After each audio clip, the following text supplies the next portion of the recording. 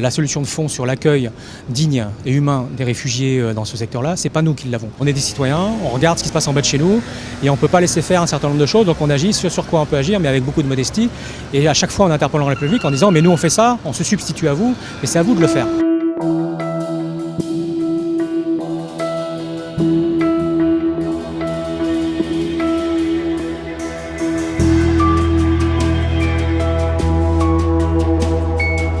On sentait qu'il y avait une tension qu'on n'avait pas connue avant, qui pouvait mettre au mois d'août la sécurité des bénévoles qui font les petits déjeuners en cause, qui tient à deux, trois choses. C'est que d'une part, les réfugiés sont sous pression parce que depuis le démantèlement du campement du millénaire du côté de la Villette, ils dorment par terre, ils n'ont pas de couverture, ils n'ont pas de toit, donc ils arrivent fatigués. Ils sont éventuellement harcelés par la police au moment du réveil.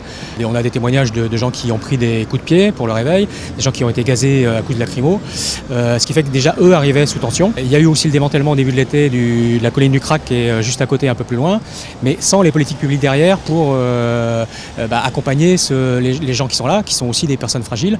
Et du coup tout ça s'est retrouvé un peu le matin au petit déjeuner et ça crée une tension qui devenait pour le coup un peu dangereuse. La partie petit déjeuner, on a aussi dit au pouvoir public, mais en gros maintenant faites-le quoi. Ça fait 20 mois qu'on fait bénévolement avec les dons des gens, avec de temps en temps l'aide de la banque alimentaire, qu'on assure quelque chose que les pouvoirs publics devraient faire, c'est-à-dire en gros servir quelque chose de chaud et un peu à manger le matin.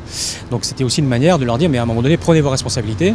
La mairie de Paris du coup, on a au moins gagné ça, a confié une prestation à une association, donc finance une prestation à une association, Aurore, pour faire des petits déjeuners maintenant au moins pendant le mois d'août. C'est pour nous c'est une petite victoire. Du coup on fera nous autre chose. On aidera par exemple pour l'accompagnement, l'orientation des réfugiés, sur les produits d'hygiène, enfin voilà. Mais de toute façon on continuera. La bataille, elle n'est pas finie, on sait que ça va continuer et puis ça ne continue pas qu'à la porte de la Chapelle.